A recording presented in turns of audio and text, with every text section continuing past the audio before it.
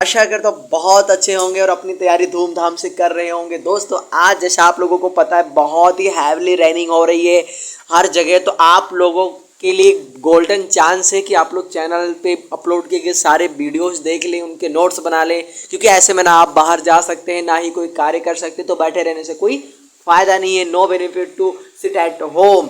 तो क्या आज की इस वीडियो में हम आप लोगों से डिस्कस करेंगे active and passive, one of the most important topic है ये इंग्लिश ग्रामर का। अगर ये आपको क्लियर हो गया तो आपके लिए समझो कि 4 से 5 नंबर क्लियर ही हैं। यूपी बोर्ड में भी इससे क्वेश्चंस पूछे जाते हैं दोस्तों, तो बहुत इंपॉर्टेंट टॉपिक है ये आप लोगों का।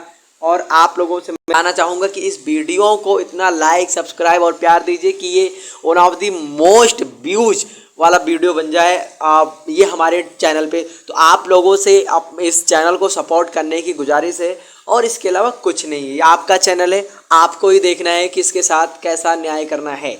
चलिए शुरू करते हैं और देखते हैं कि क्या क्या इसमें आप लोगों को जानने सीखने को मिलेगा। लेकिन उससे पहले एक चीज़ और बता दें कि अगर आपका टारगेट है यूपी बोर्ड 2023 तो वीडियो बहुत इंपॉर्टेंट है, देखें, नोट्स बनाएं और अपनी तैयारी को एक अच्छे लेवल पर लेकर जाएं। चलिए अब हम बात करते हैं कि why do we read active passive, हमें क्यों पढ़ना चाहिए एक्टिव एंड पैसिव। आप लोग जानते ही होंगे कि एक्टिव क्या है, पैसिव क्या है। अगर नहीं जानते तो एक्टिव वॉइस वो होता है जिसमें सब्जेक्ट को प्रेफरेंस दी जाती है, सब्जेक्ट को महत्व दिया जाता है, यानी कर्ता को इंपॉर्टेंस दी जाती है, कर्ता को ही महत्व दिया जाता है। लेकिन जो हमारा पैसिव वॉइस होता है उसमें हम महत्व देते हैं ऑब्जेक्ट को, यानी कोई सेंटेंस है तो हम उसमें ऑब्जेक्ट को महत्व देते हैं। जैसे मैं बोलूँ कि मोहन रीड्स अ बुक, तो मोहन एक रीड्स अ बुक, ये सेंटेंस कैसा है, ये सेंटेंस एक्टिव वॉइस का है। तो एक्टिव वॉइस में हमने किसको प्रेफरेंस दिया, मोहन, जो कि क्या है सब्जेक्ट है, तो हमने सब्जेक्ट को प्रेफरेंस दिया। लेकिन जब हम बात करते हैं पैसिव वॉइस को तो हम क्या बोलते हैं कि a book is read by Mohan, ठीक है।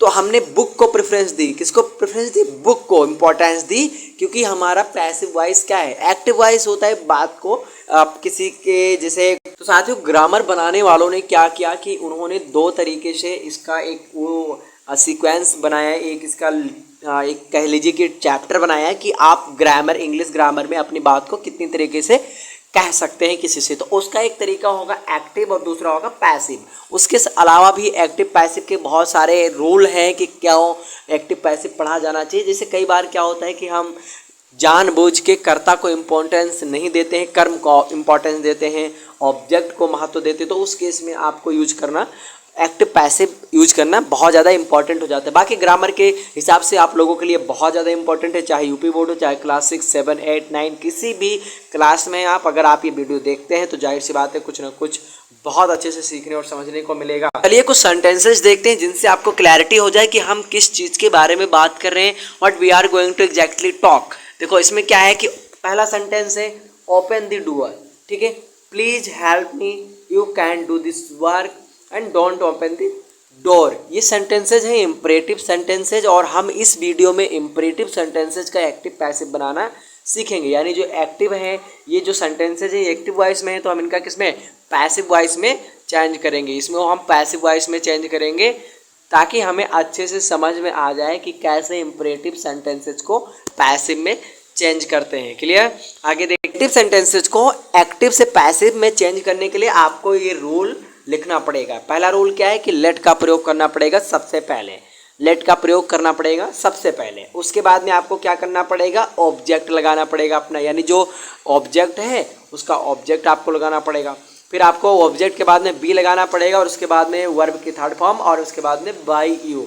ये स्ट्रक्चर आप नोट कर लीजिए, ज़्यादा इंपॉर्टेंट रहेगा, ये स्ट्रक्चर पे आप ध्यान दीजिए। ये वाला स्ट्रक्चर क्या है, इम्परेटिव सेंटेंसेज का पैसिव बनाने वाला है ये, ठीक है।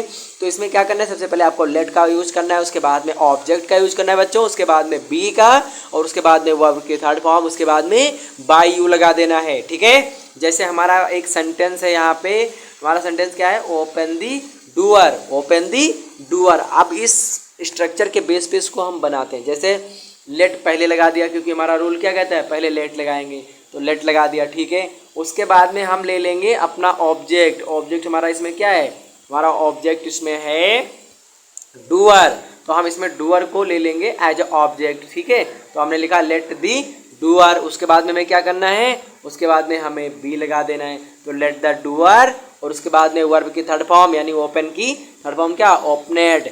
Late the door be opened. और बाय यू इसलिए हमने लगाया क्योंकि इसमें क्या होता है, इंपरेटिव सेंटेंसेज में यू हिडन होता है। You always as a subject hidden होता है, तो हमने यहाँ पे सब्जेक्ट को ऑब्जेक्ट में रख दिया।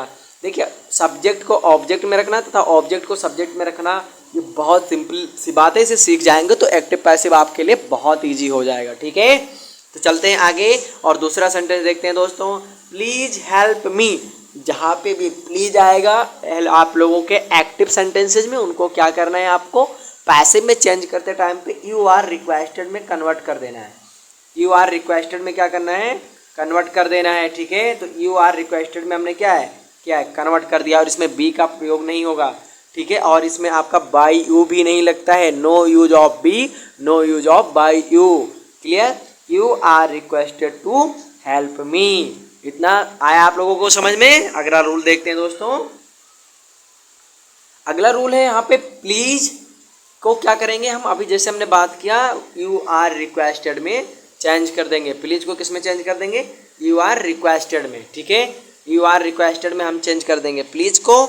और एक एग्जाम्पल देख लेते हैं। जैसे यहाँ पर एग्जाम्पल क्या है, please give me a glass of water. Please give me a glass of water. You are requested to give me a pen. You are requested to give me a glass of water. Rule देखते हैं साथियों। तीसरा rule है हमारा negative sentences को कैसे बनाएंगे।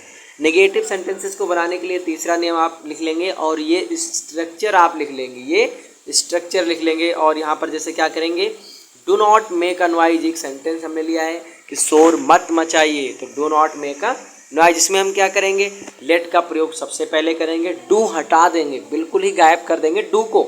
अब हम प्रयोग करेंगे लेट का। तो हमने क्या लिखा, लेट, और हमारा सब्जेक्ट क्या है, अ नॉइज है।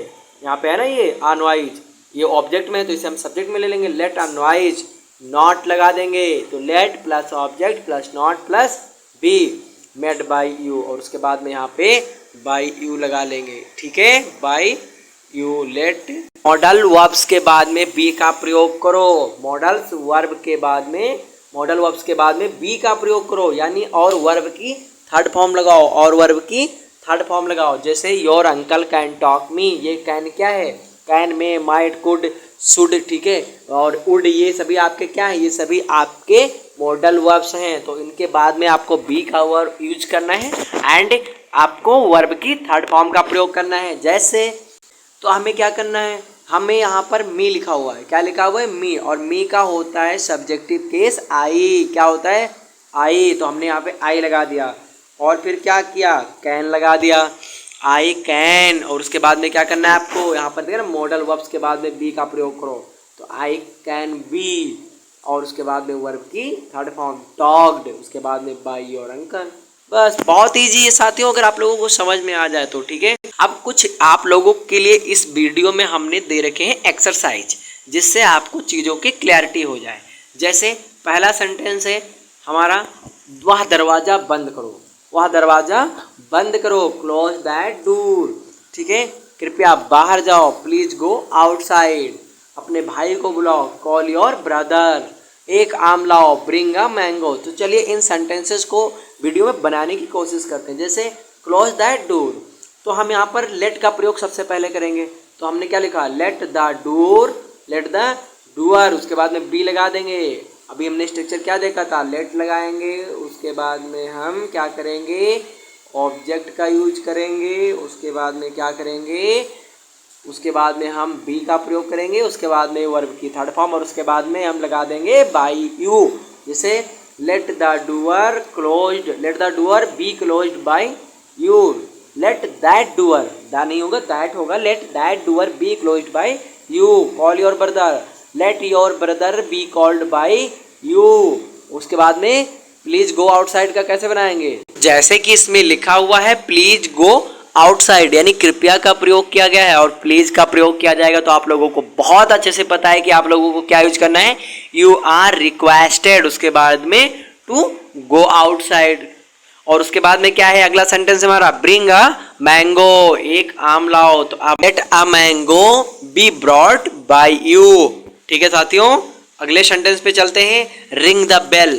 तो इसका क्या बनेगा, लेट द बेल बी रंग बाय यू, लेट द। तो आशा कर तो बहुत अच्छे से आप लोगों को समझ में आ रहा होगा। Your brothers can do this work, तो this work can be done by your brother. Not beat your younger brother, अपने छोटे भाई को मत पीटो। इसमें क्या इंपरेटिव सेंटेंसेज है ना ये सारे, तो इसमें क्या है, let your younger brother not be beaten by you, not be beaten by you, let your younger brother not be beaten by you. Next sentence पे चलते हैं साथियों। Do not write a letter now, अभी एक पत्र मत लिखो। Let the letter not be written by you, let the letter not be written by you. Do को हमने हटा दिया ना, और हमने क्या किया, लेट लगाया, लेट के बाद में ऑब्जेक्ट लिखा।